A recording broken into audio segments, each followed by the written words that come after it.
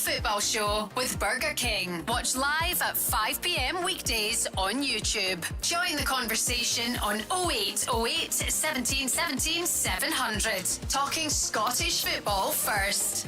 Good evening, Paul Cooney here tonight with Andy Walker and Jamie Murphy, who both know all about Old Firm or Glasgow derby games. Just a few sleeps to go before the big one. But for Celtic, tomorrow night, Stuttgart against Celtic. They flew out this afternoon after training this morning. With last night, Andy, as you know, the VAR decision was upheld on Austin Trusty. Celtic not happy. They want a review into VAR. What did you feel about that at the weekend? Well, it's just a process that I would question. I think when a referee sees an incident and he's already said to the players, and apparently he said it to Martin O'Neill after the game as well, that he did see what happened and he was going to speak to the players. I don't even think he was going to give them a yellow. So I think you should just give the referee his authority. I don't know why VAR is getting involved. It's even more controversial, I think, to send them off. And just forget about the colour of the strip. It's just VAR shouldn't be getting involved when a referee sees an incident and he's not made a terrible error. We were all told VAR will minimise the clear and obvious errors that we can all see. And I think now the clubs are paying for this, of course. It's on a sliding scale, as we know. They pay about 1.2 million in total. Wow. And you're paying for the forensic analysis of pretty much everything, and I didn't think that was what VAR was for. Celtic fans, what do you think? 0808 17 17 700. Jamie, your old team Rangers weren't happy either with VAR and the lack of VAR in some cases, but both clubs unhappy. The Mikey Moore incident right at the end, what did you feel? Should it have been a penalty? No, I do think it is outside the box, but to me it's a goal scoring opportunity. He looks as if he's pulling his leg back to shoot. So when the referee waved play on, it was a bit like, well, what's going on here? I know you can't give the decision because it's outside the box, all that kind of thing, but to see it just carry on was a bit bizarre. VAR, some people saying they want it to go. Peter Grant said it here. Alan McCoy said it. He wants rid of VAR. Andy? You're not going to get rid of it. The clubs want it. The clubs are paying for it. And I think this idea that Celtic want a review, they don't. They just want decisions to go their way. And I think that would be the same for every club who makes a statement. As soon as it went to a red card, you were never going to win an appeal with VAR getting involved like that. I think the worst decision we've seen in recent days was Richard King, the sending off for VAR to say, that's the right decision, he's got to go. To me, that's astonishing. Yeah. I see it was overturned, of course, the St Mirren player sent off. It wasn't going well for them, but it went even worse after that. That's one of the... I just don't understand why they got involved and why they decided to give him the red card. No, because I know we're looking at the camera and the camera's not perfect. It's not right beside the incident. It's quite far away. I understand we're not down in England. There's not cameras in every 10 yards or whatever, but it doesn't look like he's hit him in the face. Yep. So how can someone on VAR not see that? But I mean, I know we're just talking here, but yeah, I'm glad that the right decision's been reached eventually. We're going to hear a quick clip from Sir Alex Ferguson shortly because he is helping. Hearts at the moment have been keeping in touch with him, with Derek McInnes. So we'll hear what the Hearts manager is saying about it. They're becoming the bookies' favourites, aren't they? They're out in front. Hearts, are they going to lift it? And what about Motherwell, your old club, both of you, Motherwell legends? Can I say legends? I think so, eh? Yeah. Andy, you got Motherwell a lot of money. Yeah, you did. Well, my first year we got promotion.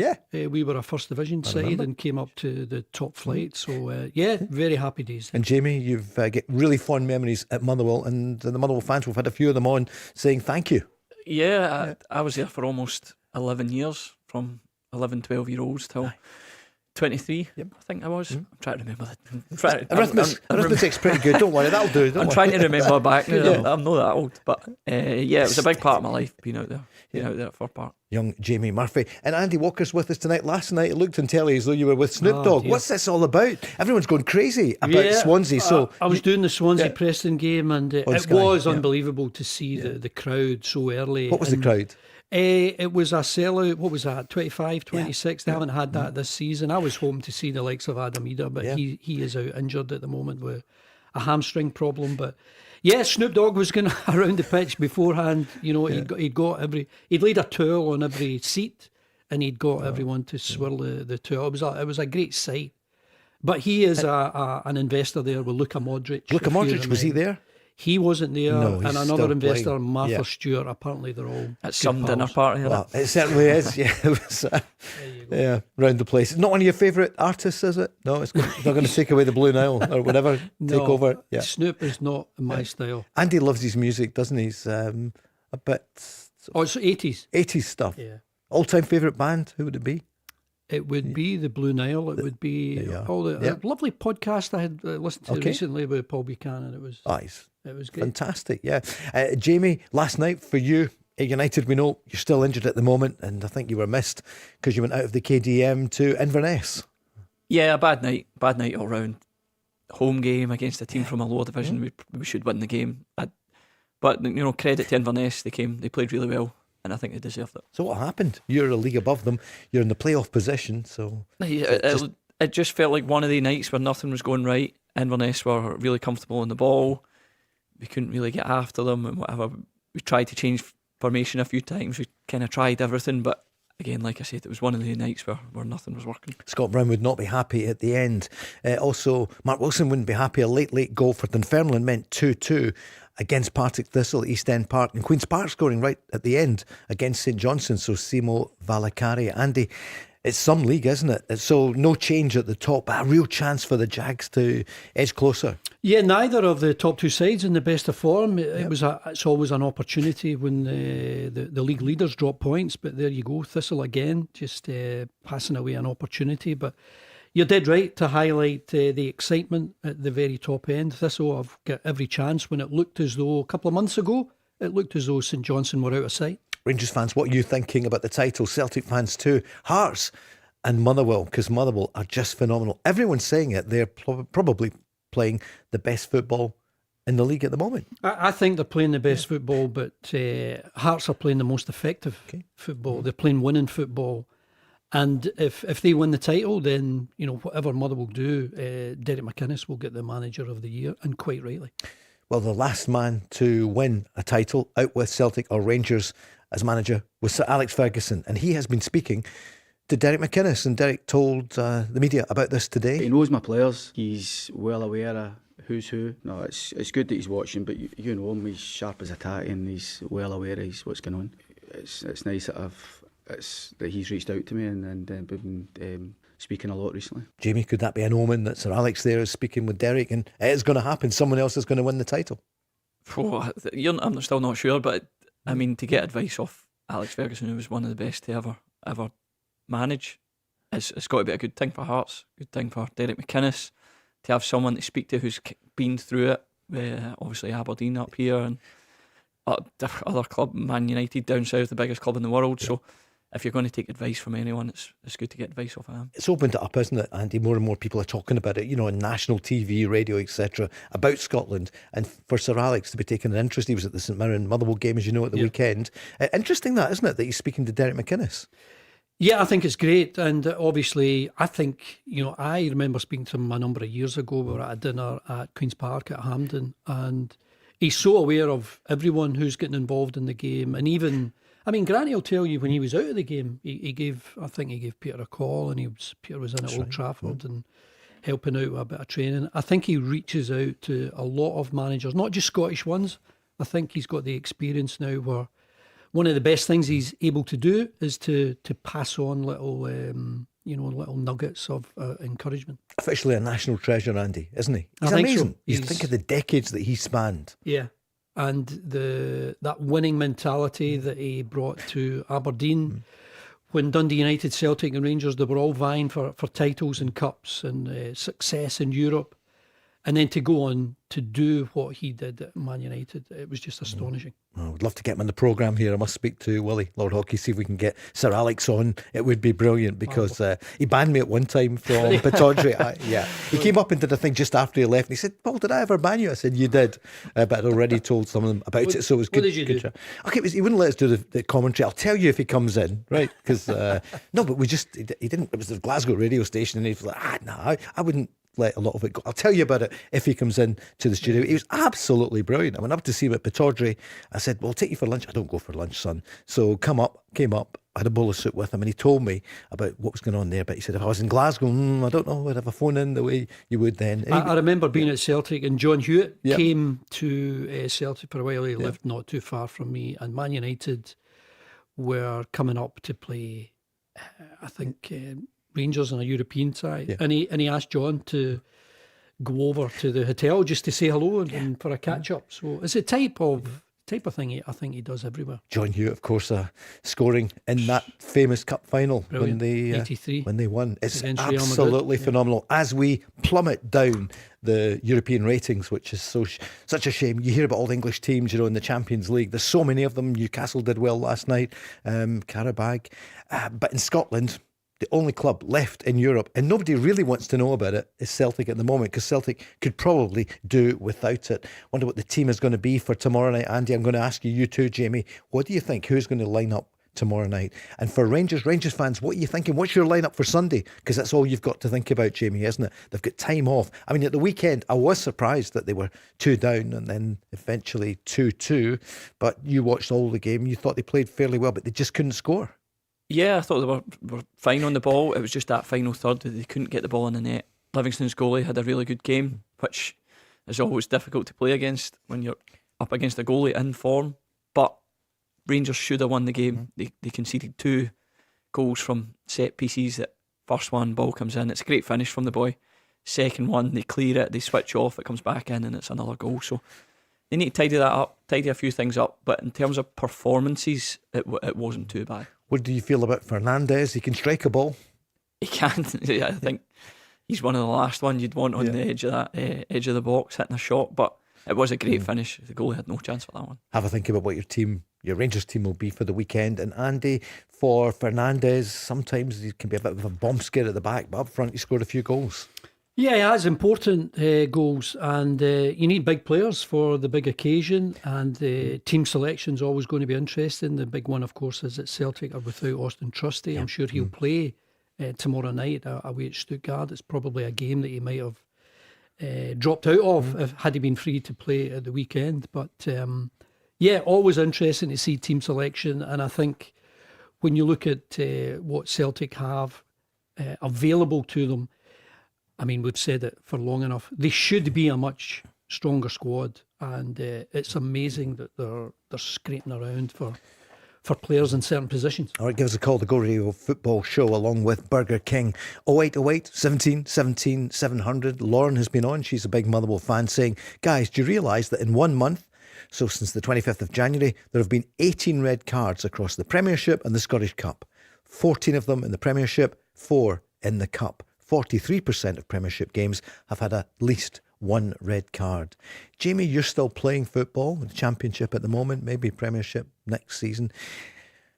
What's happening? Is that sounds like an awful lot of red cards in the top flight in a month. It does. I mean, we're going to go back to the old VAR debate about re-reffing the games and stuff like that, but you don't want to see players sent off all the time. That's the big thing. You want even games, you want teams doing their best, you want the best players on the park. Now, or do they? Sorry, do they? You say that you want 11 versus 11, but these days it's VAR. Let's try and send somebody else off. Yeah, that's probably the most disappointing thing about it. Is football's better when it's 2 teams not equal, because no team's ever equal to each other. But to watch 2 teams fairly going at it, I think supporters enjoy that. A lot of times when a team goes down to 10 men, the team with 10 is just going to defend. They're going to sit there. It becomes a bit tough to watch if they're just defending the whole time. So yeah, I don't know. The thing is, I don't actually know what you do about it. Well, the clubs know what they were buying into. They're buying into VAR, looking at every incident in the penalty area, because there might be a penalty. They're looking at every goal. They're looking at the APP, the attacking phase of play. They're never looking at mistaken identity. I know that's involved in it, but it very, very rarely, if ever, comes up. But I always thought, having been at the meeting in Scotland and in England, it was just going to clear up some obvious errors.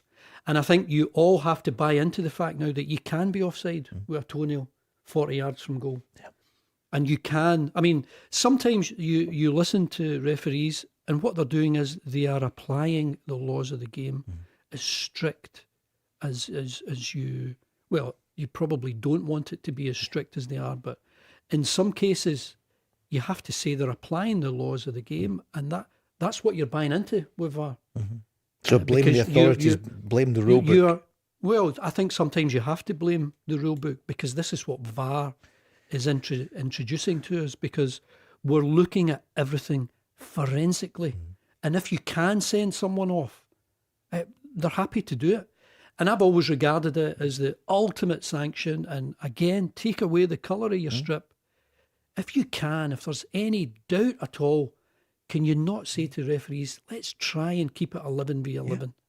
But when you've got VAR there and you're looking at people who are miles away from the action, they're not hearing they're not involved with the crowd, they're not involved with the pace of the game, they're not involved with any of the players, they're looking at everything dispassionately, and send them off, because it's in the laws of the game. All right, let's take the first call on 0808 17 17 700, and we haven't heard from you for ages. Reagan, good evening.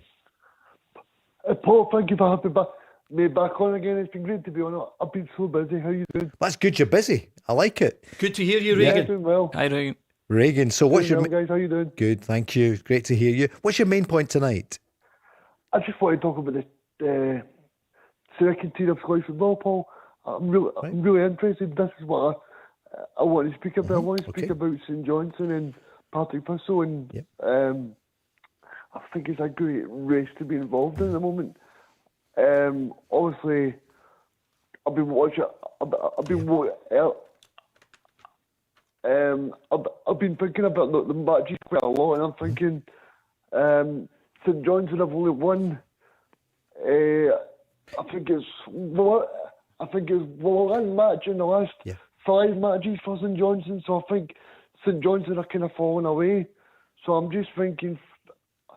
I think I'll see, even though Partick Thistle drew last night, Partick Thistle's got a bit of momentum in terms of Partick Thistle 3 points behind, but St Johnstone have got 1-1 in 5 games, so I think Partick Thistle are in a great place to go on and win the title as well. They've got the momentum there, haven't they? But St Johnstone's still top of the table. Jamie, how do you see it? You're not out of it as well. You're still in the playoff position. You're on Air United. What do you make about that? About the good point that Reagan's making about St Johnstone? Yeah, I don't think it's a secret that St Johnstone, since the window, haven't been as good as they were probably before the season. That's not saying that they've played a different style of football, or they haven't played well enough. It's just that they haven't scored the goals I think that they probably deserved in the games and things. We watched the game the other night, St Johnstone Wraith, and they dominated the ball. They just couldn't get the ball in the net. That's a Friday night you can't get back, isn't it? I mean, it wasn't great, was it? We're all saying here we love it on a Friday night. What? Yeah, that one was Your good. club I think your club probably should have beat them as well, being 2-0 up. I was at that game as well. St Johnstone 2-0 up, and then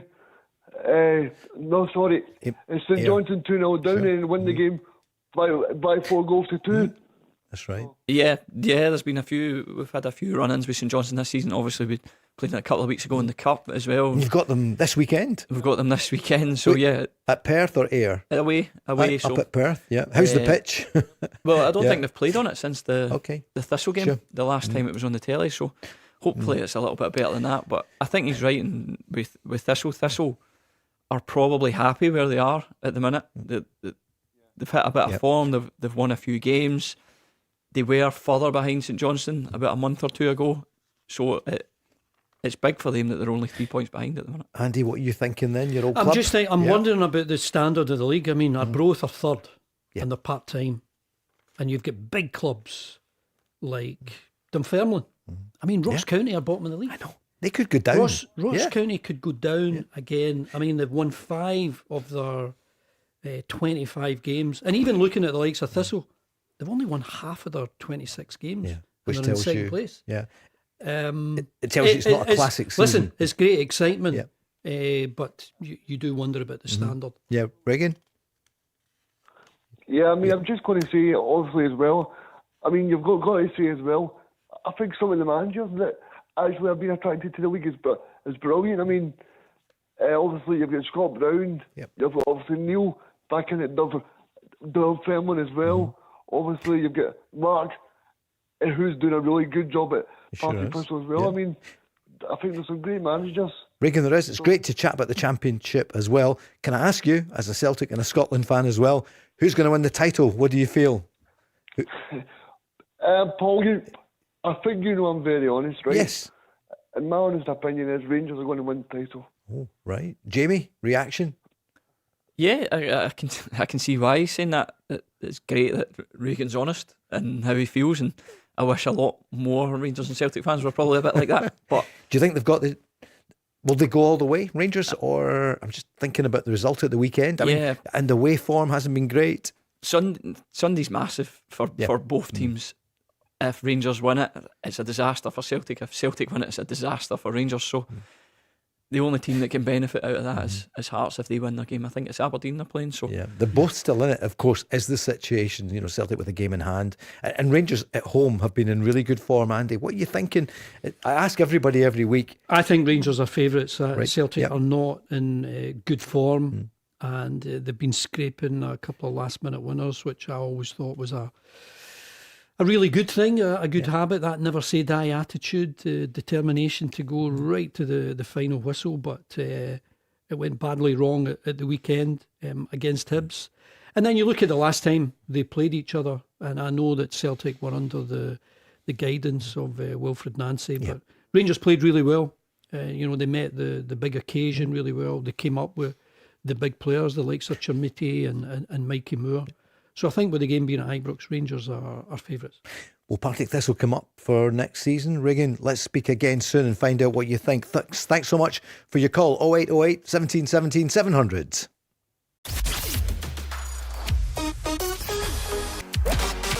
Go Radio Football Show with Burger King. European week, that's what normally we'd be saying at this point, but it's just one game tomorrow night, Stuttgart against Celtic. Of course, the Germans 4-1 up after the game at Celtic Park on Thursday night. They flew out to Germany today. That's what you do if you go to Stuttgart. You head to Germany, funnily enough. They didn't fly anywhere else. They didn't get into Italy and then hop on the bus.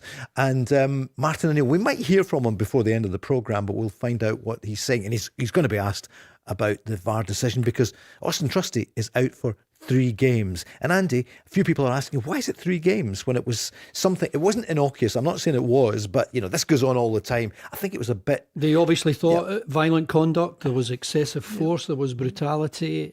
Brutality? I would give it to the referee who apparently saw it and just let him have his authority. He's been overruled by VAR. And it's a pity that, some of the referees, they do see an incident and they're not strong enough to stick by it when you go over to the screen and you see it again. Brutality, Jamie? You've been out and about at night time. No, I mean, not quite. Yeah. But to me, it's just silly. Yeah. I think it's unnecessary for him to do it in the first place. I know, he doesn't know if the ref's looking or not. He's trying to hit his hand off him. But you can do it in another way. You don't need to smash it. It's like he's proper trying to hit him, which obviously VAR's seen. But I agree with Andy. If the ref sees it, gives him a yellow, right? Come on, let's go on with the game. It's a corner. Carry on. Yeah. I think if you went round every manager, every coach, maybe every player, what do you want done here? Do you think this is a red? Do you think it's a yellow? Do you think it's a word in your ear? What do you think? I don't think anyone would say that's a red card. Yeah. And yet it is. Quite a few people are on. This time last night, Mark, we heard the news about who the officials are for Sunday. And it's one of the toughest games. Well, it's not always. Actually, in recent years, it has been a bit better, I think. It's not as tribal with the players as it was maybe 10, 20 years ago. But the officials, John Beaton is the referee. The assistants, David McGeechy and Callum Spence. VAR is Stephen McLean. Assistant VAR, Kevin Clancy. So there's been criticism. And Mark said, look, John Beaton's a good referee, but he's not having his best season. And he's been involved in a number of incidents that Mark and others have been critical of. Andy, what would you say?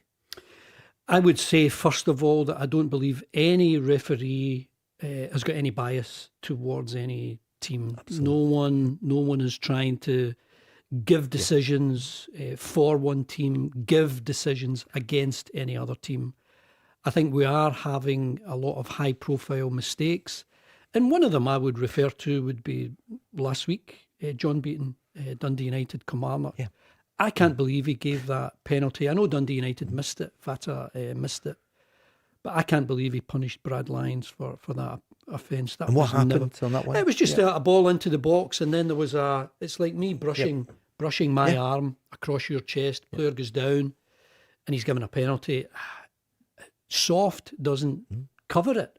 And of course, nothing's made of it because it's Dundee United and Kilmarnock. Sure. Plus the fact that the penalty's missed, it doesn't really have an effect on the outcome. But I would go along with that. John Beaton, as a referee, is not in good form at the moment. But too many of them aren't. And I don't think VAR is helping them because it is making them out to see that they're apparently making a lot of mistakes. And it's not a good spell for VAR. I don't think we're using it well enough, and I don't think the referees on the field of play are being strong enough. And when they are strong, sometimes they're being ignored. You're going from one really controversial decision to another, and I don't know why you're taking. I don't know why VAR are getting involved. Sometimes it's just another opinion. Somebody last night said in the programme, was it Peter or the night before, told us something I didn't know, which was with the assessors in the stand who then watch everything, and they mark the referees and the VAR and all the rest of it. And if the referee makes a mistake, it's a point against them. But if they refer it to VAR, it's over to VAR. So there's no criticism of the referee. So I think increasingly, Jamie, you're going to see referees saying, because they're marked by these assessors in the stand, leave it to VAR, just in case I get it wrong. So you're getting that, being there, seeing it live, the skill they've got. I completely agree with Andy, and Mark was saying that as well. Of course, they're out trying to do their absolute best, but is there a shift now? And there's a reason why they leave it to VAR. I think that there's definitely been a shift. I think the example of that we all seen was a couple of weeks ago. It was Aston Villa against Newcastle in the FA Cup with no VAR, and the referee had a nightmare. There was three or four decisions. That was like a red card. He gave a handball that was about 3 yards in the box, outside the box. So you could see where they were without it. So you're hoping that doesn't become a big problem up here. Will it or not? I don't know. But I mean, I'm always very wary to give my opinion on referees. I realise I'm still playing and stuff. Of course, sure. But that's not the way you want it to go. None of the clubs want to get rid of it. Yeah. You saw it in England recently in the last year or two. Wolves thought, we're not happy with this. Let's go to a vote. 19-1. So they all want VAR. And all the clubs in Scotland that are involved in the top flight, they all want VAR. With the Rangers situation, so there's no repercussions after the game. It moved on, but Rangers weren't happy as well. With Celtic, they appealed the Trusty decision. And then when it came out last night, there was a statement from them saying, we are hugely disappointed at today's decision, which will now result in Austin Trusty being suspended for 3 matches, 3 league games, after an arm-to-arm contact, is how the club described it, as he looked to release himself from being held prior to the ball coming into play. The kind of incident which features in games across the country, week in, week out. The match audio demonstrates that the referee saw the incident clearly. Immediately following the incident, the referee said, "Is nothing, I'm just going to speak to them," in terms of no further action being required.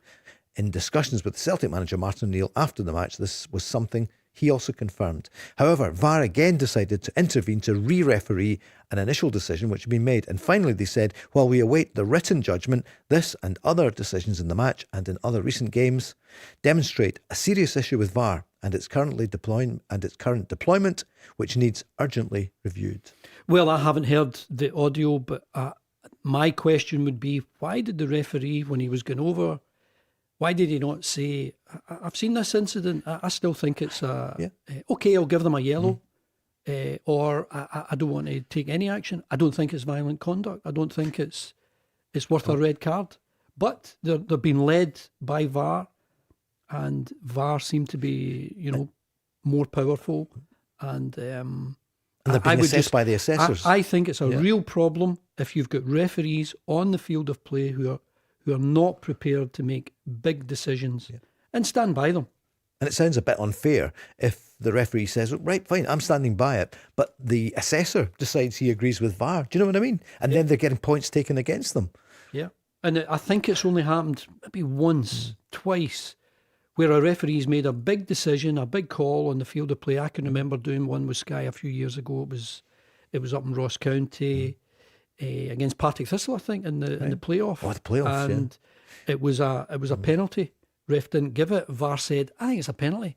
And the ref came over, I think it might have been Nick Walsh, and he said, no, I don't think it is. And he went with his original decision. I think Willie Collum did it years ago at Ibrox. He didn't think there was a penalty, but very rarely does it happen. Who's the best referee in Scotland at the moment, or among the best referees? I know you've got to watch, Jamie. You make a great point. You're still a registered player, currently getting treatment, but you'll be back.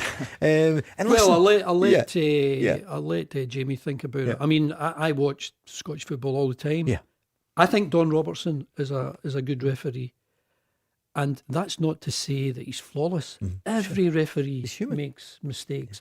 Every referee can get a call that's controversial, and we need to get away from this, that it's, Paul, you're right, and then I say, no, I'm right.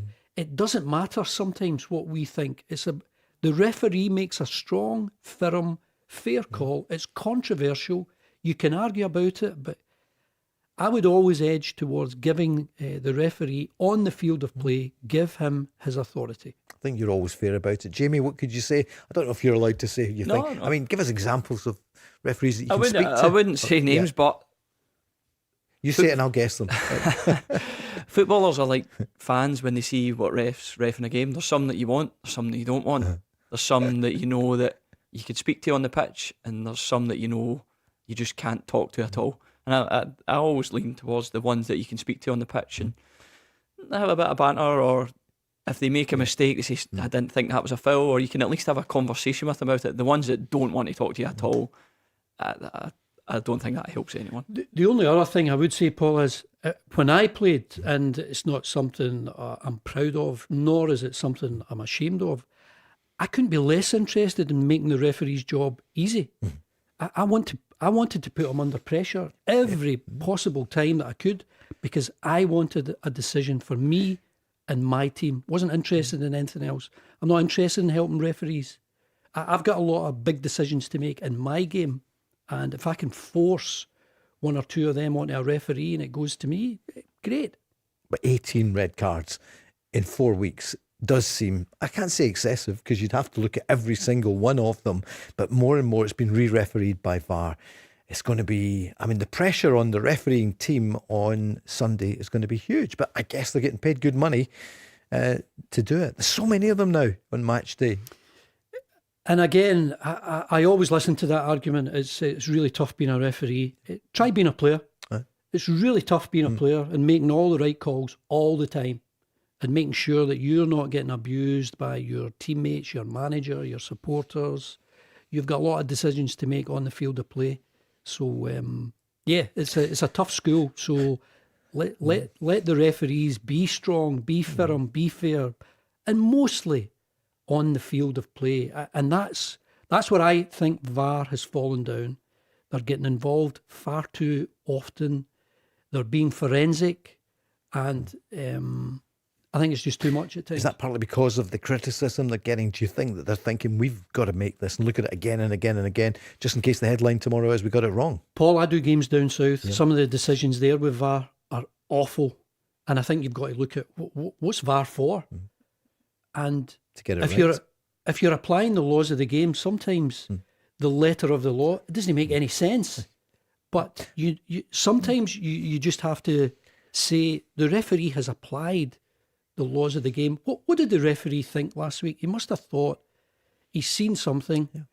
He thinks, right, I'll speak to Trusty, I'll speak to McGrath, I'll do nothing. Yeah. And then VAR have thought, no, that's violent conduct. We think that's over the edge of what's acceptable. It's excessive, it's brutal, and there's like a checklist. And can we tick one of them? Because if we can tick one of them, you're off. Final point on it for the moment. Danny Rowe wasn't happy that the referee wasn't called to the screen after, 178 minutes at the weekend? Yeah, of course. I think at first, the first thing is when they checked over 2 or 3 minutes, there must be something. And then I was surprised that not the ref watched it back. Maybe he has an explanation. I don't have this. But finally, again, we had 100 minutes to decide this game earlier. Yeah, it was a 100-minute game, wasn't it, Jamie? 1 minute we're going on about 107-minute games. It's now 111 minutes. Martin O'Neill also wasn't happy about the red card on Austin Trusty. I thought the red card myself. I just spoke to the referee, and the referee said initially that he was just going to talk to the two players. That's what he thought. And then VAR have asked him to intervene and claim it's violent conduct. Well, I obviously I don't know about VAR anymore anyway. But if VAR had intervened there, when you were hoping that they would maybe 2 minutes later, when Scales is held in the penalty area as jersey's been pulled, that looks a pretty well cast iron penalty.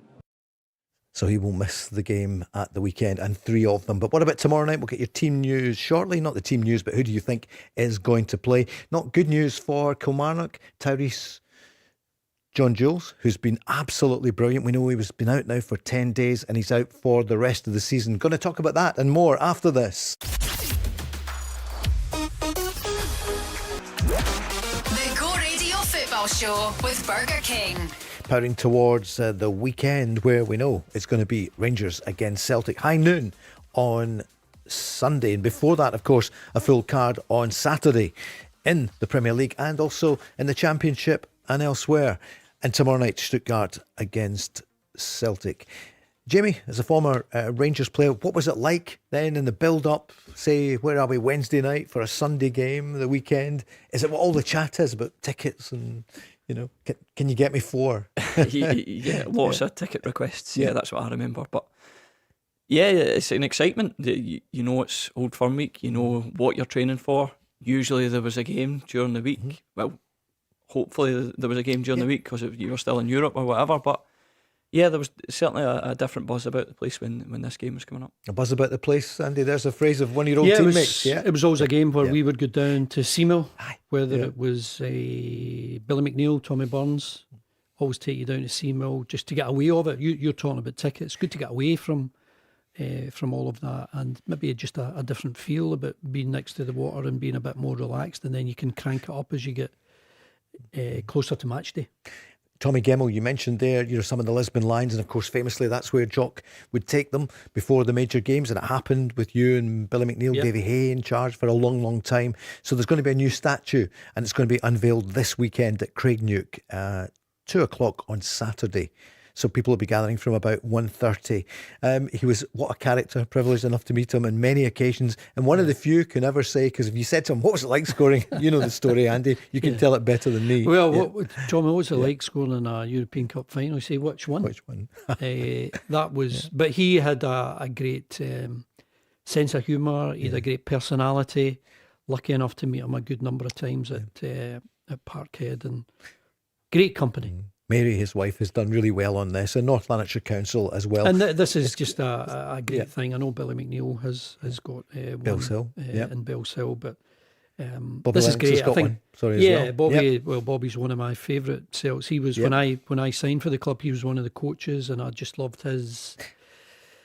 Well, not just his personality and his character. I just loved him as a coach. He was trying to pass on all of the little details that he had as one of the main men for Celtic over a number of years. You get Bobby the same way every time. He was always a spring step. He was always.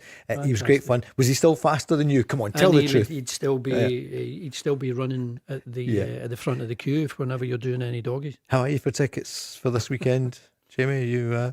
I don't currently have any. Let's go on the line. Robert's on in Largs. Hi, Robert. Good evening. Hi, how are you doing, lads? Yeah, good. How are you? Hi, Robert. Yeah. How are you doing? One thing. I find, boys, I'm sorry, I can't remember who's on it. It's Andy Walker and Jamie Murphy. Oh, Jamie Murphy, sorry. Yes, you're all right. It is. Yeah. It's not to really do with it, but it's just, how many Scottish reps are going to the World Cup this year? All right. Any of them going to the World Cup. So the record's not been good recently, has it? I don't think there was any. That's my point, Paul. That's enough said then. Well, but I don't know yet. So that's a good point. I think, was it the Euros then? I don't think we did have anyone. We didn't have anyone at Euros. Yeah. What do you really feel, Robert? I don't think my refs are good enough. And I'm 60 odd, Andy, so I'm going back. I remember the old days. Mm-hmm. And the thing is, Sunday's going to be done their decision, whoever wins. But not. It'll be down to VAR. If Rangers win, say 2-0, or Celtic win 2-0, it's going to VAR. It's got to be controversy. I don't mind controversy as long as you can see, a different point of view. But I think some decisions have been just baffling. But I do believe they're just mistakes. There's nothing deliberate here, Robert. Jamie? No, I'm not. I'm not saying I'm not going that road. I just know it'll be a ref. It'll be into that as usual. It'll not be the fitness one. It'll be a decision. And as you say, the refs will get the bottle to overturn that anywhere. It's easy just to pawn it after VAR, innit? Jamie, it's really good to see our top referees being at the Euros or the World Cup or whatever, but it hasn't happened for a wee while. I don't know if any of them will this year. There's a few of them are FIFA referees, including John Beaton. No, as Scottish people, you want to see Scottish people represented at the highest stage, and it doesn't get any higher. Obviously, for a football player or a football referee, I'm sure they're all aiming to get there. Whether they will or not, I don't know. But going back to the days of, I remember Hugh Dallas being at the World Cup and other Scottish refs, I can't remember their names, but like, you would hope there's a representative from Scotland there. I don't know the selection process. I don't know what you have to do, what you have to be, but we have more referees reffing the game than ever now. Assistant referees, assistant VAR, whatever. I don't know how it works with the World Cup. But to me, I think Scottish refs should be offended if there isn't one of them there, at least. I think it can be a problem when we've got what I consider to be a small group of good referees. I think it can be a problem if they're on VAR. I'd much rather that our strong referees were on the field of play. Yeah, sure. But it's all changed now, and you need more officials, and we know that they work out of their VAR headquarters, and I just think they're getting far too much wrong. Far too much is highly debatable, and when it was sold to everyone, we'll minimise all those horrible mistakes that you see. We're actually adding to them, and we're discussing it more often. Of course, if you give somebody a job, they want to do it, and they want to do it well. They don't want to sit there and not be noticed. It's only natural. There's far too many people involved in the process. They're not bad people, but they're trying to make their mark. Robert, you've watched football for a long time. You can't remember, it was a long time since we've had Hearts at the top, then Rangers, Celtic and Motherwell. Looking at the football, it's quite a season, isn't it? It's really good, because I'm 61 this year. So I remember United winning it, Aberdeen and Hearts nearly won it. Yeah. I was at the Rangers game against Hearts. No, Hearts was at the Walter Kids scored, I think, and we thought it was English kid had been beat St Mirren and that. Of course, that's right.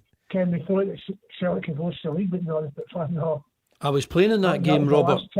I was playing at Ibrox in that game, and I can remember it. There was the word went round Ibrox that Kidd had scored at Dens Park, and the Rangers fans thought it was Walter Kidd, and they were cheering it. But who are you playing with? I was playing with Motherwell. The Motherwell. So it's Rangers, Motherwell. Yeah.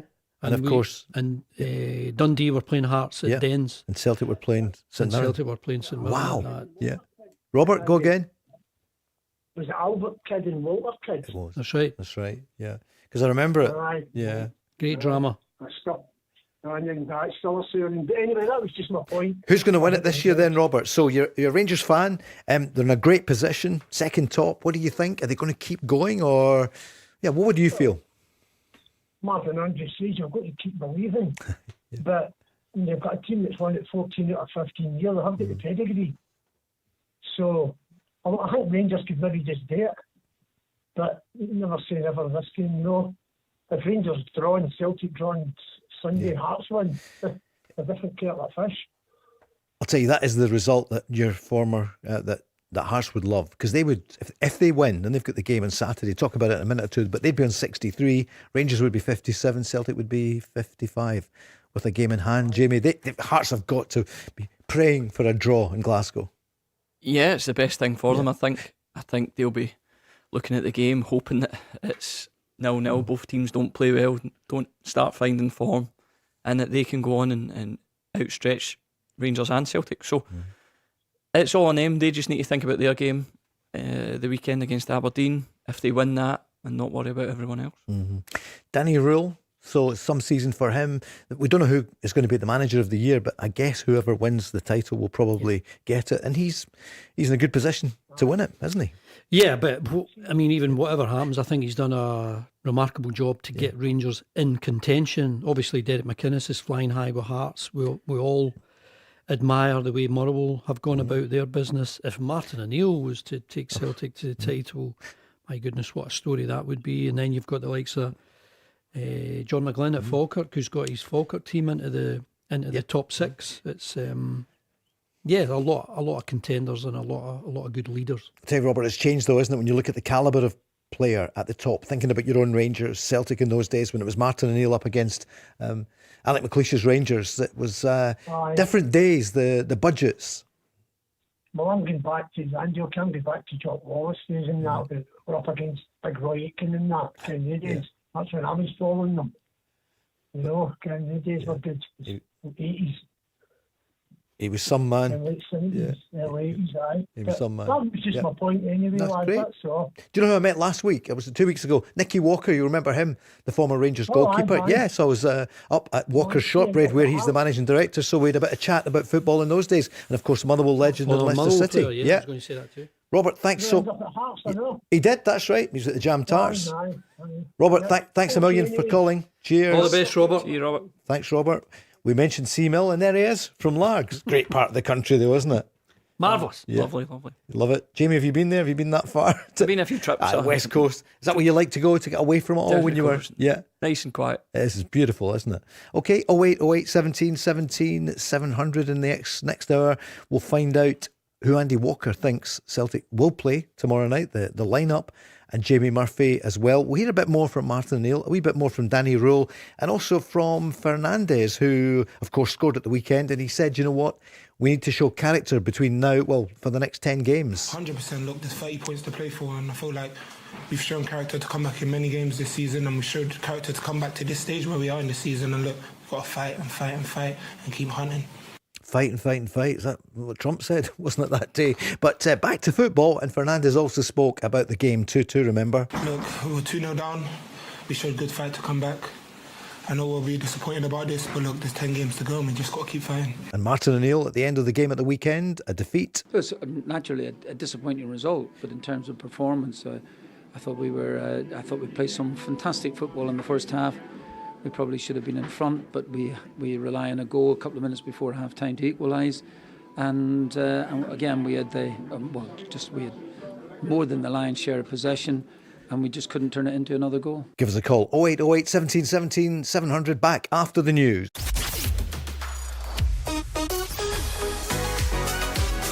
The Go Radio Football Show with Burger King. Watch live at 5 p.m. weekdays on YouTube. Join the conversation on 0808 17 17 700. Talking Scottish football first. Champions League night tonight. Sadly not for either of the Glasgow teams or any of the Scottish teams. That's a distant memory. But Celtic will be in action tomorrow night in the Europa League. 4-1 down to Stuttgart. We're asking Andy Walker and Jamie Murphy how they think Celtic will line up for this game, especially just 4 days away from Rangers against Celtic. And of course, this time last year, Celtic were in it, Bayern Munich and all that, just over a year ago, Andy. It seems a long, long time ago. A lot has happened. And who's going to be in the Champions League next season from Scotland? There's no guarantee because there's qualifying. Maybe not for Rangers, but that's not clear if they win it. For Celtic, they'd have to qualify. And so of course, with Hearts. And Motherwell, I mean, they're not out of it yet. If they win every single game and they've got 11, as you know, with a game in hand, then it could be your old club, Motherwell. That would be the most remarkable story. I don't think they've got enough, but I love watching them at the moment. I think you're right to highlight the fact of the good football that they're playing, maybe the best football out of everyone in the top four. But no, I think they're still too far back, I think. And the squad maybe not deep enough. Is that what you mean when you say not enough? Not enough options, and they rely on one or two players to produce big things. Jamie, former Motherwell player, what do you think? They could do it. Could they do it? I think they're just too far away. I mean, if they come back and win the SPL now, after everyone talking about Hearts, how bad Rangers and Celtic have been, Rangers obviously improved, Celtic Still got a bit to go. If Motherwell come back and win it, that's bigger than Leicester City win the Premier League. It is, isn't it? For sure. Tonight, Champions League, Atalanta and Dortmund. Dortmund are 2 up at the moment. Juventus, they're 5-2 down. They're at home, of course, to Galatasaray. PSG Monaco, that's a good game. 3-2 at the moment to the French side. Well, they're both French, aren't they? Well, Monaco, the Monegascans down there, indeed. Nearly got away with that one, the French side. They're both French, basically. And, of course, Real Madrid up against Benfica 1-0 to Real Madrid. And it was controversial, of course. Those ones tonight, who do we fancy to go through? There's so many English clubs in there.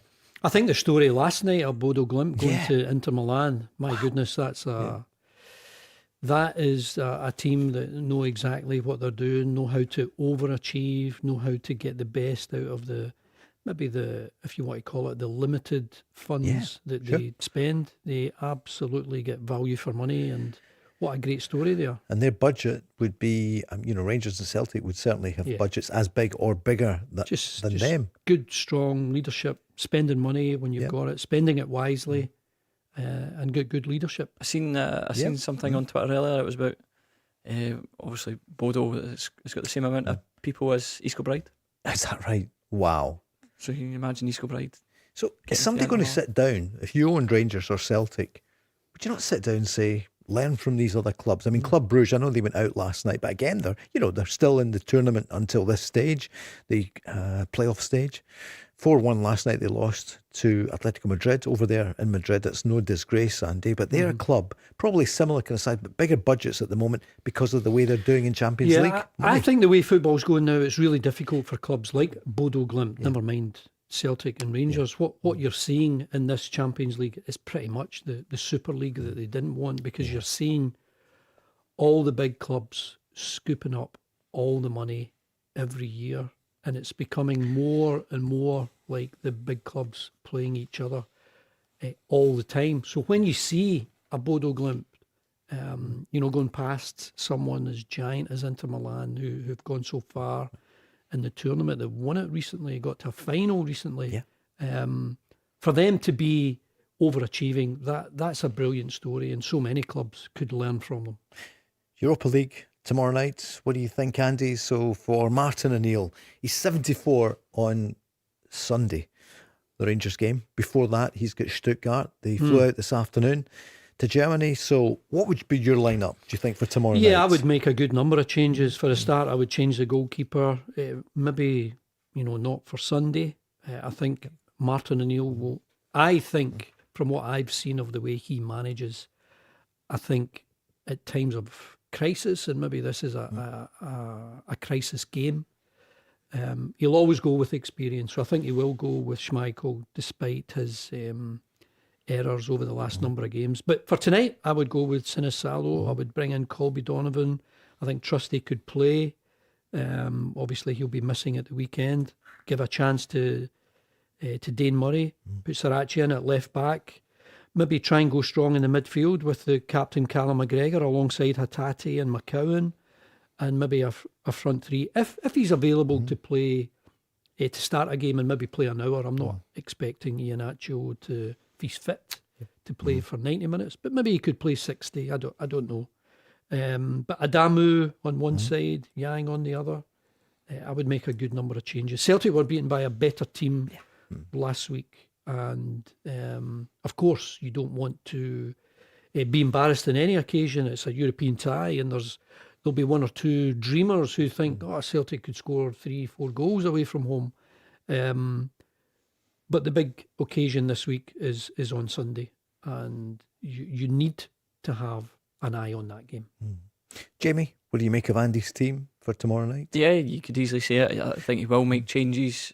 Experienced players, you maybe see a Forrest or someone like that coming in.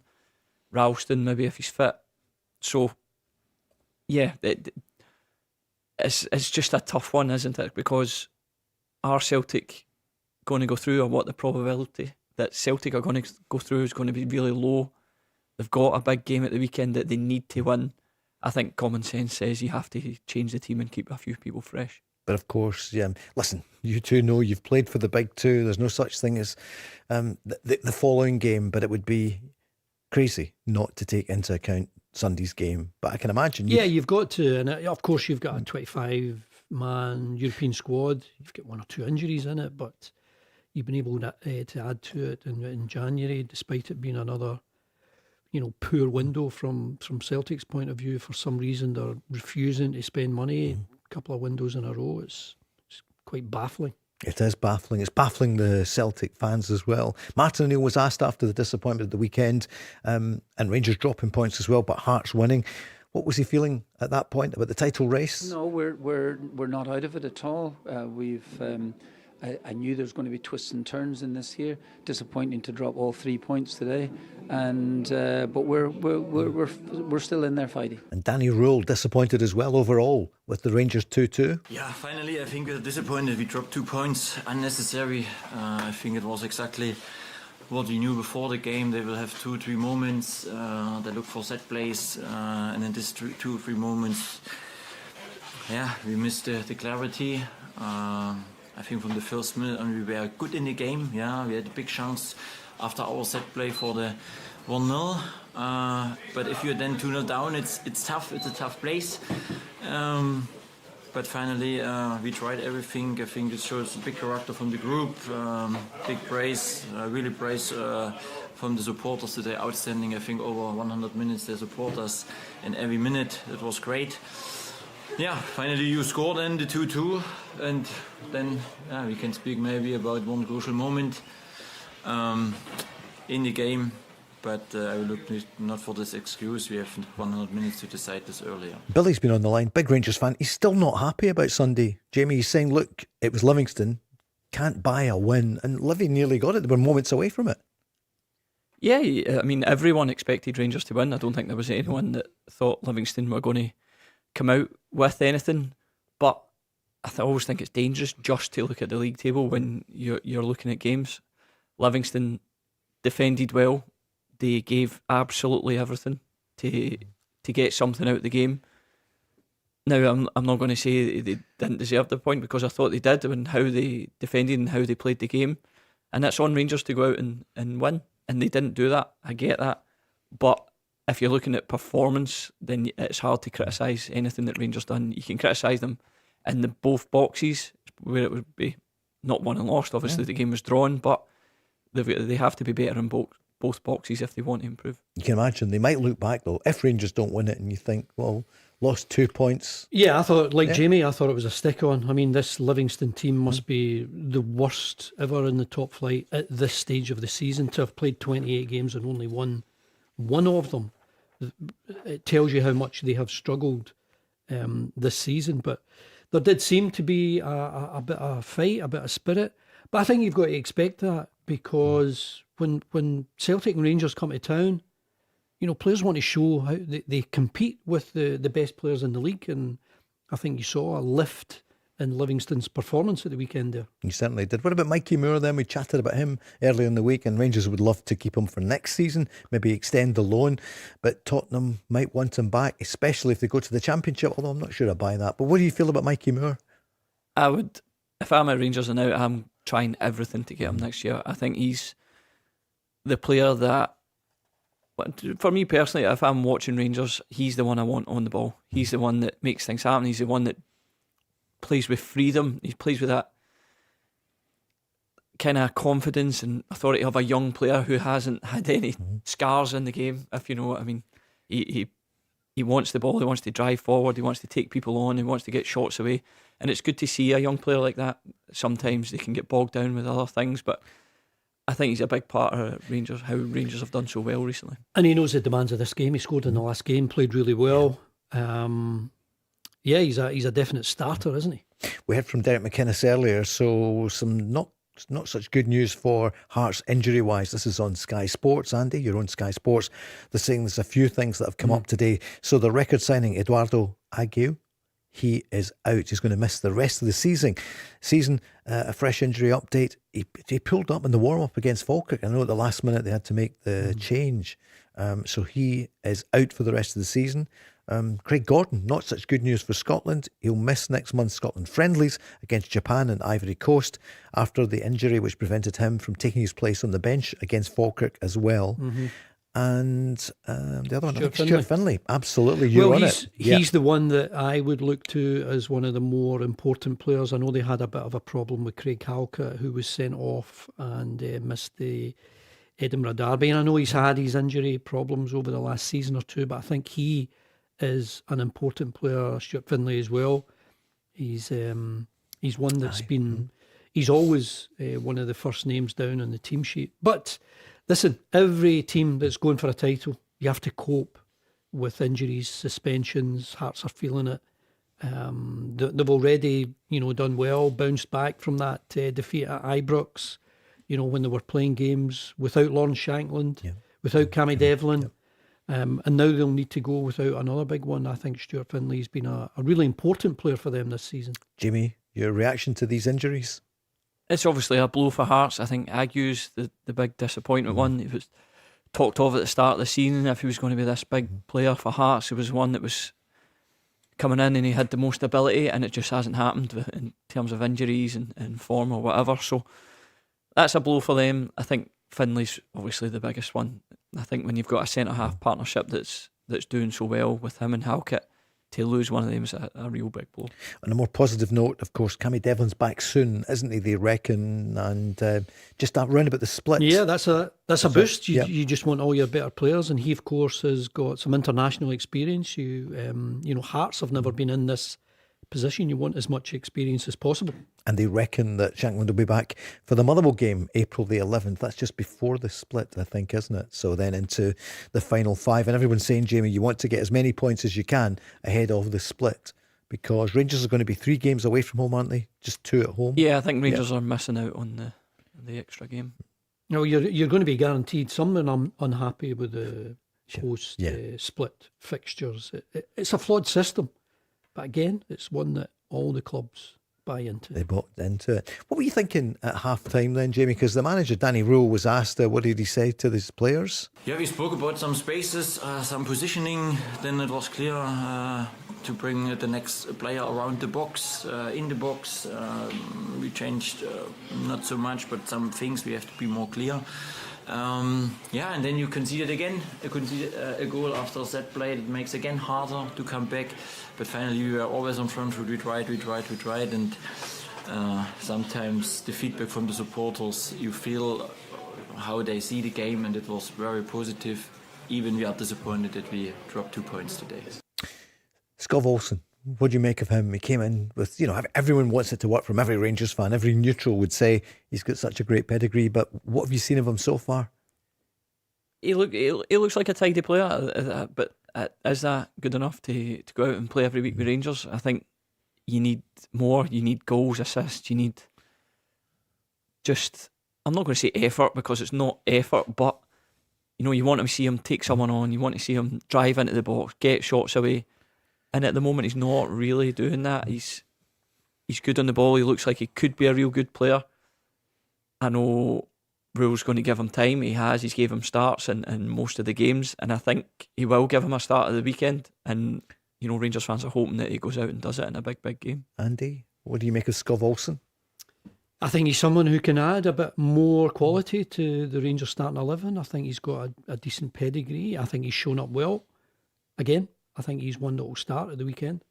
What about Nadiri then? I mean, started well. We haven't seen that much from him, but he and Chermiti up front for the Celtic game. Would you imagine they'll play both? Yeah, it looks as though they'll play both. I mean, Chermiti, I still think he's a bit of an enigma, and yet he has done it in the big game. I mean, such a big performance against Celtic last time round, a hat-trick, of course, against Hearts more recently. And he's got all the qualities that you want in a top-class striker. He's doing it in a couple of big games. He's not doing it over the, on a regular basis. I think there's more to come from him. And I think every Rangers fan wants to see him be a bit more consistent. One of them being Jamie Murphy. I mean, again, he didn't have many shots at the weekend. As much as Rangers were on top, I don't know, I think we had over 25, 30 shots in goal. I don't think he had more than 1 or 2, which is disappointing in your striker. So I think he'll come in at the weekend and play Nadiri. I think Chermiti might play. either he does or he'll bring Diomande in as a number 10. I'm not sure. Do you think so? Yeah. What do you make of Tour Romans? He's getting rave reviews. I really like him. He looks comfortable both with and without the ball. He looks like, if I think back to Rangers left backs, Sasa Papic was a big favourite of Rangers fans, and there was nothing fancy about him. He did his job well defensively. He went forward well, and I see a bit of Romans in him. Papic and Romans. Yeah. Andy, Romans, good signing. Yeah, again, I think Rangers have signed well. I think the big surprise was that despite everyone being involved last weekend at Livingston, a team at the bottom of the league, and it's such an unnecessary 2 points drop. You just wouldn't have expected that. Chukwani, you would guess he'll not know what he's been in coming into this game, Jamie, but the Rangers fans, another one that they think is going to do really well. He was okay at the weekend, but what do you reckon, Chukwani? Again, I think he's a really good player. He's someone that improves Rangers' team when he's in it. I know the game at the weekend, it's not his game to be driving forward and taking people on. He's kind of more sit there defensively, make sure it's strong and tick things over. So I think he'll definitely play at the weekend. I think he'll play in there alongside Raskin. 4 million, Andy, from Sturm Graz. Yeah, the one thing you want is everybody wants it. No matter if you're spending 4 million or 400,000, you want, or 40,000 even. You want value for money. And I think most of the signings that Danny Roll has made have been decent ones. Ross is on. He's saying, what advice would you give to players if it's their first time playing in the Old Firm game of the Glasgow Derby? Andy, what would you say then to somebody who's never played? So let's say to a Celtic player going to Ibrox with 2,000 Celtic fans there, whatever. Billy McNeil told me to play well. Yeah. I mean, you need to play well. You need to accept extraordinary atmosphere. You need to accept all the madness. But you're there because you've got ability, and you need to be part of a team that performs. And I've played in teams where we all performed. I played in teams that were, we were struggling, but you could still, maybe just with your heart and your desire, you can still get a result. And of course, I've played in teams that you've been pumped, and that's what you don't want. So my advice would be to play well. One of your greatest moments, I would imagine, was 88 league game into the springtime at Ibrox at the Bloom Lawn Road stand, and you scored.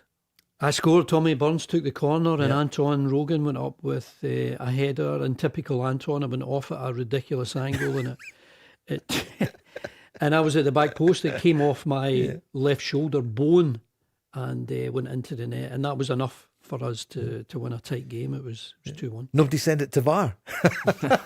What would they do on Sunday if that was the case? I remember an absolute sellout. I'm glad I didn't play with VAR. I can imagine. I mean, I know we're all in a tech era, tech age and everything.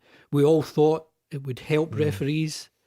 It's not really, has it? It's made refereeing more difficult, and it's given us more talking points, which is a great pity. And squeezing the life out of the game, isn't it? The entertainment game. Where is it? Have they got no? And I know you say about sometimes it's subjective, I get it. Sometimes the laws, you hear more and more managers say, I don't think we know. Nobody knows. They're trying to add to it for the World Cup. Stop it. We're going to look at corners. Really? You must be joking. What do they want to do with that?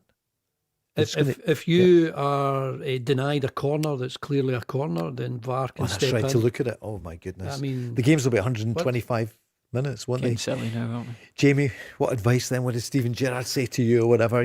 What advice would you give to one of these Rangers players playing at home against Celtic Sunday? I think I'm probably looking at a different perspective to signings from abroad coming in. Obviously Scottish, Andy Scottish, you're a supporter of one of the teams. Just you've worked your full career to get here, to play in this kind of game. You just got to give it all you've got. Win, lose or draw. Go out and give it everything. But there aren't any Scots, are there? But their first game, so it's unfortunately Chukwani, Skov Olsen, Romans, and that's the way the game is now. But it'll be quite an atmosphere. Well, quite an atmosphere. I was going to bring that in because obviously there'll just be the small amount of Celtic supporters, but a lot different for the cup tie the following week, where Celtic fans will have the full Broom Lawn stand, which will look great, and it's the way it should be, but I think sadly it's a one-off. Neither club wants to accommodate the other. Elaine's asking as well, Jamie, would you trade the 3 points on Sunday, for Scottish Cup victory against Celtic and then go on and win the Cup? So would you... I think I know what you're going to say, but she wants to know, what would you do? I think for Rangers the league's more important. I think Rangers haven't won enough league titles recently. That's pretty obvious. So if Rangers were to go out and win the league and lose everything else, it's not okay, but the most important thing for Rangers and Rangers supporters is to win the league. But she's saying Motherwell are out, Hearts are out, Celtic would be out then if you win it. So you sure you don't want to trade it? You could trade that? No, you're going to take the points if you can. No, I think Rangers would choose to take the points. League's everything. Andy? Yeah. The league is everything. Scottish Cup final day, they could win a trophy. Yeah, you're the best team over the course of a season if you win the league, and that's what you want. All the players want that. Cup glory is absolutely wonderful, but it's a wee bit of icing on the cake. Maybe not so much in recent years when Celtic have won so often so much, but if you give any player, any coach, any manager, you can have one success, what will it be? It will always be the league over any domestic trophy. Maybe not so much a European trophy. Yeah, and you say that for Rangers and Celtic. Yeah. Because I was thinking of Rangers in the context of, they're desperate to win a trophy, a major trophy. They lost out in the League Cup in the semi-final to Celtic. They were out in the league, but they're now second top of the table, so I get it. They're really close to it. But Hearts have only got 10 games to go, and you do begin to think, my goodness, they might just do it. Listen, who knows? What do you think? Give us a call. 0808 17 17 700. The Go Radio Football Show with Burger King. This weekend in the Premiership, the matches, hard to believe it's going to be the 28th. Yeah, it is. I had to double take there. Can you believe the last day of February? Dundee play Hibs. Falkirk against Kilmarnock. Hearts against Aberdeen, so top of the table Hearts with a chance to go further ahead of the big two playing on Sunday. Livy against St Mirren and Motherwell against Dundee United. And in the Championship, Airdrie against Morton, Dunfermline Queen's Park, Partick Thistle at home to third top Arbroath, Ross County at the bottom against Raith Rovers, and St Johnstone against Ayr United. Jamie Murphy of Ayr United is with us. Andy Walker, you enjoyed your time at Ayr United, didn't you? Loved it. Just did the one season, but we had some good players and we had a great Scottish Cup run. You did indeed. And I remember you played Rangers and was that League Cup? We've mentioned we played Rangers in the League Cup. They beat us 2-0. Barry was playing that night. Giovanni Van Bronckhorst scored. I think Charlie Miller might have got the other. Yeah. But we beat Kilmarnock in the Scottish Cup, which gave the fans a memory that they still talk about today. Including your penalty kick, the Panenka. Well, the Panenka's only for some people. I'll tell you what, it's bold or stupid, isn't it? Yeah. Jamie, it is really, isn't it? It's absolutely stupid if you don't score. You look like wonderful. an idiot. I know, wonderful. How many goals did you score, Andy, in your career? I was a handful short of a couple of hundred. Couple of hundred goals, top flight football. Yeah, it was great. Brilliant. Jamie, still knocking them in. Still going. Just the last few weeks injured, but hopefully back soon. Yeah, I'm around 120-ish, round about that. Great. Well, still time. Yeah, you're only just don't know how much time, but still time to get 121. Exactly. And Sheffield United dumping, just briefly, I know it's mainly Scottish football, but the derby there in that great city, and nobody likes to see what's happening to Sheffield Wednesday. I see the Sheffield United fans like it because they were rubbing it in their faces of their great opponents last week. But I've got to say, they are a great club, Sheffield Wednesday, and I don't like to see any club being mucked about the way that they have been with, dubious owners. And it's a sad story, but I was glad that the Blades won. St Mirren, what are you thinking about the Saints' 5-0 drubbing by Motherwell at the weekend? Look, we know the Richard King story, which was overturned yesterday by VAR. Of course it was. But Stephen Robinson now, what can you say, Jamie, that's now getting alarming where they are in the table? It is. They won't be happy with it, but if there's a game that you want after getting battered at home, it's probably Livingston at this minute in time. I know they had a good result against Rangers at the weekend, but won one game all year, and it's a chance for you to break away. Not break away, you're never going to break away from where they are at the minute, but give yourself a little bit of gap to Kilmarnock. That's what they're looking for at the minute. If they are now just looking to stay up, there's no aspirations there. Sure. Top six, and they've won the trophy and it's been brilliant for them. If they stay up, I think a lot of their fans would take that winning the domestic cup and not Yes, getting relegated. sure. I think most of the teams in the bottom 6 would take that. Livy on 13 points, as you know, Andy. Kelly, will come to them in a moment, in 21. St Mirren, a game in hand, 23. Above them, Dundee, 27. What do you think? What a great win Dundee had to give themselves a bit of breathing space when they went up to Pittodrie and took all 3 points. But Kilmarnock are giving it a real fright. They didn't get anything against Celtic when it looked as though they might get a really memorable victory, but only 2 points behind St Mirren now. So once you get to the split, every game will be so crucial. I wonder what the gap will be, or whether even Kilmarnock can overtake St Mirren in the short time till the split comes. Livy, it's pretty inevitable, Jamie, isn't it, that they are going to go down? And you mentioned St Mirren. That's the game that they'd look to start to pick up points. Andy touched on Dundee. It is remarkable. I mean, people have sort of said, "Oh, Elvis, Stephen Presley there," and there's been a bit of he's a bit different. Yeah. I'll tell you what, some of his results, Andy, I think Paddy goes, good on you. Yeah, good on them. And I saw them up at Dens Park where they got a draw. I thought their team played really well. I've seen them at other times this season, and they play some decent football. I mean, that remarkable result that they almost had at Celtic when they were a few seconds away from getting a famous cup victory, but lost out in the end. So, I mean, you're going to get a Dundee derby in the bottom 6 once the split fixtures come out. Yeah. I think I'm just looking at Livingston there. If Livingston can win this game against St Mirren, 5 points behind Kilmarnock, as long as they don't win at the weekend, it's all still to play for. I know it sounds silly, they've won one game all year, but that's the good thing about the split. I know it gets battered over the years of the team in 7th having more points than the team in 6th, but for the end of the season, at the top, you've got Hearts, Rangers, Celtic, Motherwell, obviously Hibs, Falkirk there at the minute, but they're all playing each other, all big games, and arguably just as big at the bottom. St Mirren, Kilmarnock, Livingston, Dundee, all going to play each other. Still, some of them to play each other before the split as well. So, if you're Livingston and you win this game at the weekend, you've got to take a lot from that. What about Dundee United and Aberdeen last night? Let's discuss that in depth. Not 0-0. They'd get the game stopped, those two, wouldn't they? The first thing you look at is the state of the pitch. Yeah. And it's awful. And the pitch has been really poor for some time now. And they need to address it because, you want to play football. And one of the bugbears that we've always had with every club, I think there was only 2 Scots in that United. In that United lineup. You've got the 11 and then the 9 on the bench. Dundee United were always renowned for bringing through their own players, and I think now they're renowned for getting players from every corner of the globe. They have. They are, aren't they? It's to me, it's just it's disappointing. Personally, you love it when a young player comes in and does well and wants to do it. I think people at Dundee United back in the day, players just around about my time, Gary Kenneth came in and played every week, got the cup final. Johnny Russell went on to play for Scotland. Right. You had Craig Conway in there, loads of Scotland caps.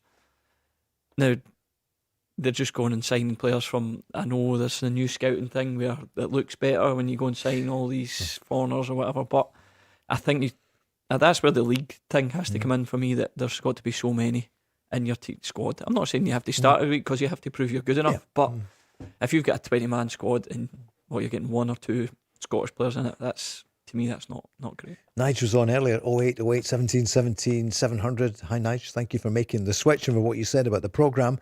You're talking Scotland and a few of the things. We mentioned Craig Gordon earlier on is going to be missing the friendlies coming up, because I think he's our number 1 now, isn't he? Or he was. I think so. Yeah. I mean, I know he's out of the Hearts side. When he did come in an emergency when the keeper was sent off up at Dens, and we still remember that save. That was astonishing. That is, which one? Won Hearts a couple of points. But any time he comes in, he doesn't seem to let us down. And then you look at the other options, and no one really is shouting out at you that they should be the undisputed number 1. I saw Gunn briefly. I think he was on the bench for Forest at the weekend. Did I get that wrong? But I saw it in Match of the Day. I thought, oh, there he is, young Gunn.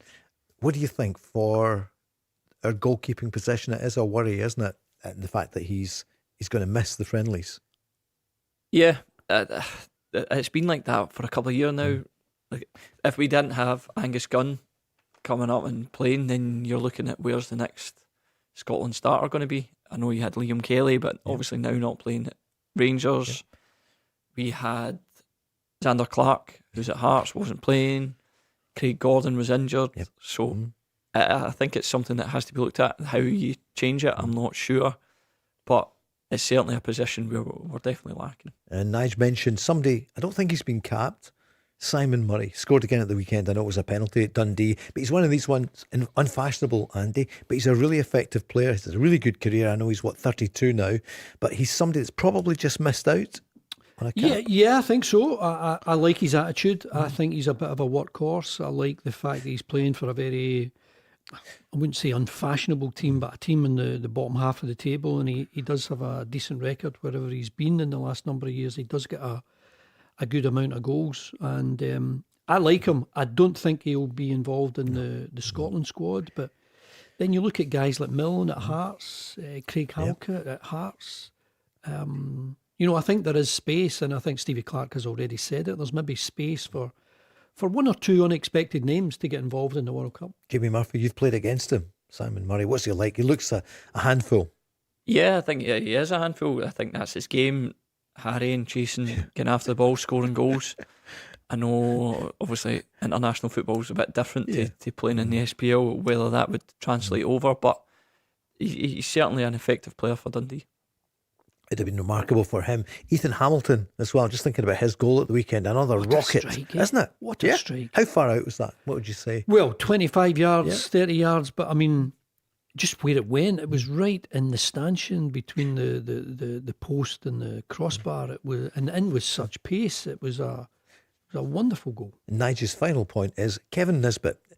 He doesn't think he's doing enough to get a Scotland call up. But Jamie, what do you think? Could it happen? It could. He's obviously been in the squad before, but I don't think he's one of the first choices. I think you've got people like Shankland, who's doing better this year ahead of him. Shea Adams, Lyndon Dykes. And I get it, you can only take so many strikers, but particularly with Scotland, if we're only playing one up front, you don't want to have a squad full of strikers. No. Dykes got a goal last night, I think, for Charlton. Okay. I know he's had a couple of moves in the last year or two, but I think he's one out of loyalty that Stevie Clark will take, and obviously he's playing more regularly now. Did one of you say workhorse a moment or two ago? I've got a message here from Ross, listening in LA, loves a workhorse. I don't know if you did say that there. And I see he was seeing off young Craig Ferguson, who was on The Breakfast Show just last week. So he's flown over to Los Angeles, California, Santa Monica yesterday. Ross went along to see him off for the Lorraine show and was there. And I saw them both in their kilts looking pretty good. So he's going to walk all the way across America for ahead of Scotland for men's mental health. Yeah. Wow. Is he going to get there on time? I think he is. We'll maybe find out from Ross. Ross, give us a call. 0808 17 17 700. We're back just after this. The Go Radio Football Show with Burger King. A couple of new shows at the weekend. Of course, Bernard Ponsonby will be back after Christmas New Year break. He'll be here on Sunday morning, 10 till 11. And it's also on YouTube in this very studio. And Hunter and Hockey, not to be missed, from 11 o'clock on Sunday morning, again from this very studio. And also a new programme on a Sunday afternoon. So while the game is on, in fact we'll be on probably earlier this week, we've got young Rory Barryclough is with us. So a bit of great music and also good luck to bit of Rory. football chat as well. Yep, he's excellent. He's the way forward. And do you know what? Stephen O'Donnell came on the show with them at the weekend there after the huge Motherwell win. And Rory said to him, what about title talk? Is it going on? Just 11 games to go for the Well? We'll be in a title race if we end up above any of the three of them. My aim at the start of the season personally, and probably if you'd asked most fans, would have been to stay in the league first. And Steve Clark used to say, whenever you get one objective, then you can start to look for more. So look, I think we've more or less, we're safe. We're more or less guaranteed top six now. I think it'd be I don't even know if it's mathematically possible for us not to get top six. For me now, the next one is try and catch the team in front of us and try and get further away for the teams below us, who are obviously Hibs and Falkirk. And again, if we get to we're at 50 now, get to 60 points quickly, then we can maybe see where that sets us, and at some point maybe we could talk about being in a title race. Jamie, good to get him on, and He sounds really well. He's done just about everything, hasn't he? What a career he's had, and he's quite modest there. Well, I think we're okay for top 6, but it's probably the way to be. And they've got Dundee United on Saturday. Yeah, I mean, he said it there. They didn't have a great year last year. They were in a little bit of trouble at the bottom. To be top 6 this year was probably their dream aim. Yeah. Like, I know Motherwell in previous years have been in Europe and that kind of thing, but from not being in the top 6 last year to being in it this year was definitely the aim. But like he said there, you've got to keep aiming higher. Once you've achieved that, I'm pretty sure they are automatic definitely top 6 now. Can they now push up? Can they now push into Europe? Because they definitely deserve it with their performances. What do you think? Yes. They've had a couple of draws against Rangers. They've beaten Celtic. I think they've had a draw against Hearts when they were 3-0 up at Tynecastle. But they're the games that they would obviously have to win if they're to shoot up the table. But as we mentioned earlier, I just think they're a little bit short of being in the top 3. That's when he said, we've not mentioned them last night nor tonight. Let's do it now. Top scorer, Andy, it does tell you something. It's not a Rangers striker at the top. It's not a Celtic one. They're not near it. I saw Motherwell recently at home to Aberdeen, and I thought it was a really impressive performance. They won 2-0. Maybe a more accurate reflection of the game would have been a 4-5-1 type of victory. Maswanise, just so sharp. And one run in particular where he got the ball on the halfway line, he turned, and before you knew it, he was having a shot at goal inside the box, all of his own work. He's got great pace, and that would be a great accolade for him if he can keep this goal scoring form up and finish the season as top scorer. And they've got the goals coming from all over. Elijah Just, people really admired him. Side, of course, Longolo, and Björg Volsen, who scored at the weekend. Easy for me to say. But you're dead right to highlight the goal scoring threat from the middle of the park. You need that.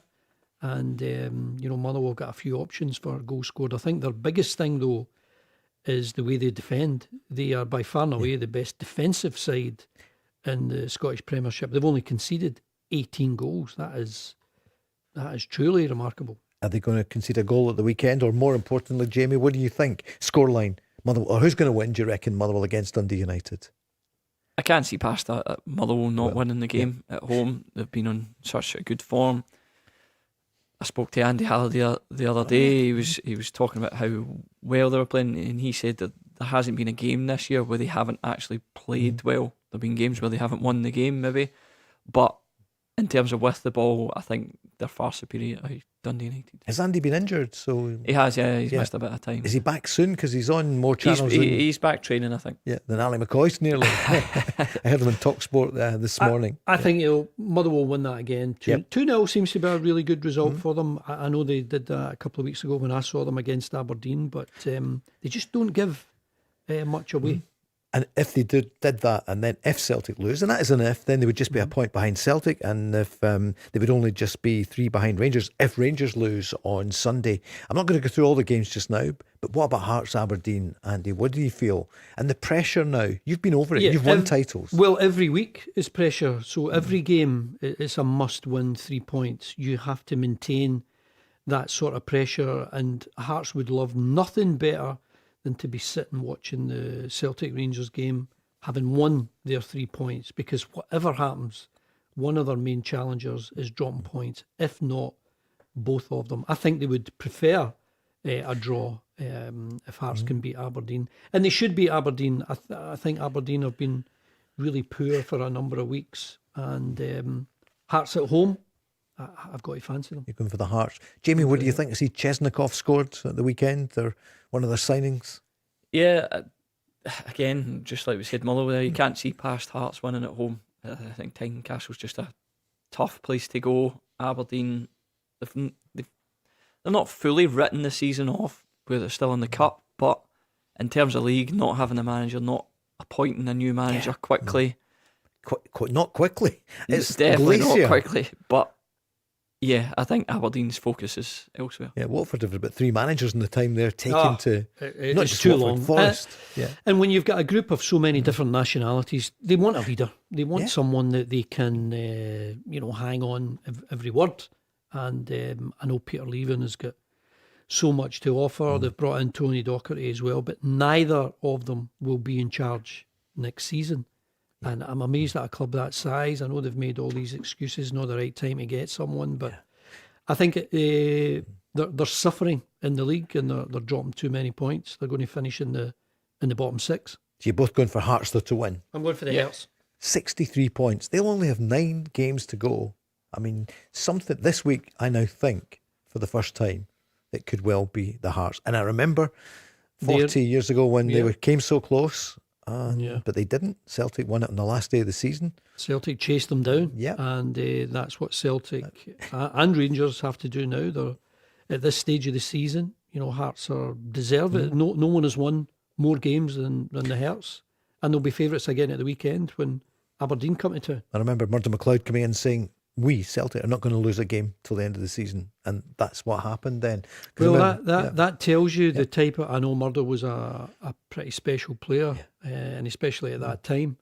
But that tells you about the mentality that someone who's been over the course before, with a team that's been over the course before, knowing that you're in pretty much the last lap, and no matter whether you're playing home or away, you're going to grind out a result, you're going to win it.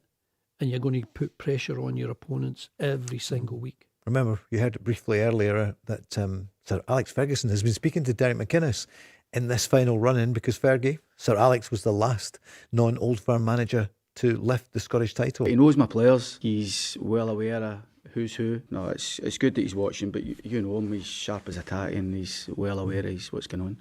It's nice that he's reached out to me and we've been speaking a lot recently. Rab's on saying, Jamie, what's your Rangers team then for the game with Celtic? The countdown is on. 4 sleeps to go. So what do you think? Obviously, Jack Butland in goals. Jack Butland in goals, I've got Tav right back. James Tavernier, Fernandes, Romans. I think arguably their best back 4. Sterling's done well when he's played. I think he might be injured, so I've went for he's had a few injuries. Too many, hasn't he? Yeah, it's Brownie's probably, but you kind of get it after the big injury coming back, but yeah, I went for that 4.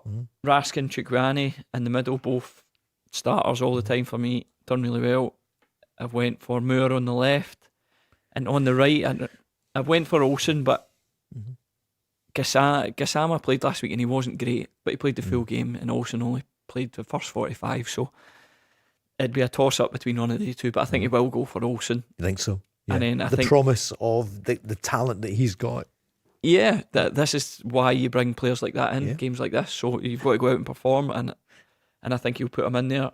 And I also think he'll play Nadiri as well. I think he'll start him up front, and I think that's probably his biggest decision is whether he goes with 2 up front and Chermiti and Nadiri, or he brings Diamandi in for an extra man in midfield. All right. What do you think he'll do? Go for both strikers, use the height? I think at home, Celtic not being great defensively, you're going to have a centre-half playing who's not their usual centre-half. That's Trusty's suspended, sorry. So I think he'll go with 2. I think he'll go with Chermiti and Nadiri. Andy, your Rangers lineup? I wouldn't argue with that. That was the team that I picked. But I think what Rangers do have an edge over Celtic is their physicality. And that's been a problem for Celtic a number of times this season. I'm thinking of the game at Tannadice where, Dundee United just seemed to bully Celtic. And I know that Celtic have defended well, for example, away to Bologna in a European sense, where, Bologna were getting cross after cross into the box and Trusty and Scales were going to meet it, and I thought defended really well that night. But obviously Trusty is not there. You're looking at a more inexperienced player coming in alongside Scales. I mean, Martin O'Neill will obviously make a number of changes tomorrow, but he'll go back to, I think, has tried and tested his most experienced group of players for the weekend's game. And tomorrow night then, final word in the last 2 minutes, it's flown in. Celtic tomorrow night is Stuttgart. You gave us who you think the lineup will be, and it's the like of Ralston coming back. I mean, he's an international defender. It's a chance for some of these players. Donovan, Murray. Maybe Colby Donovan. And listen, if Murray's playing, if Donovan's playing, this is a great opportunity to learn a bit about European football. Celtic aren't going to win the tie. I don't think they'll win on the night. I think Stuttgart look like a decent team. I think they've got a lot to offer. They've got a bit of pace. They've got a cutting edge, and they've got a real goal threat. But they're not Bayern Munich, are they? They're not Bayern Munich. But when you compare this Celtic team to the one we're talking about at the start of the programme about a year ago, it is a remarkable fall of remarkable drop in quality, rather, and that's been designed over 2 transfer windows. You haven't. Why have you not spent any money? Why have you not? Why have you not bought better players or players with a better pedigree? You've got the money to get them. And listen, we've spoken about it all season. The management has been awful. It has, of course. And, there've been injuries. We know there have, but this is part of football. They didn't think they would lose Jota for a season. Cameron Carter-Vickers, Alistair Johnson for months now. Jamie, tomorrow night, what do you think is going to happen then with Celtic Stuttgart? I think it's a tough ask to go and win, especially after the result before. You think he's going to change a few of the team. I think almost it's hard to say, or sad to say that a narrow defeat for Celtic's probably a reasonably all right result. I mean, you're going to get experience for the younger players if they're playing. Hopefully for them, that's good experience and not a really bad one. So yeah, that is going to be a tough night, but you never know. Andy, is that a fair get out of Dodge with? Yeah, you want to play well. You want to look like a team that can cope with European football, as you say. Stuttgart are a good side, but they're no Bayern Munich. But I do think Stuttgart will win, probably by a couple of goals. And just a verdict, because we've run out of time. Who's going to win on Sunday? What do you think, Jamie? Just need a name. Just one. Rangers. You're going for Rangers, Andy? Yeah, I think Rangers will probably do it. Okay. They're favourites, and given the way that it panned out last time they met. Thanks so much to both of you tomorrow night. Paul. Charlie McGrew here, and I'll tell you more. There's going to be a very special Don't Miss It tomorrow night, live and exclusive at 5.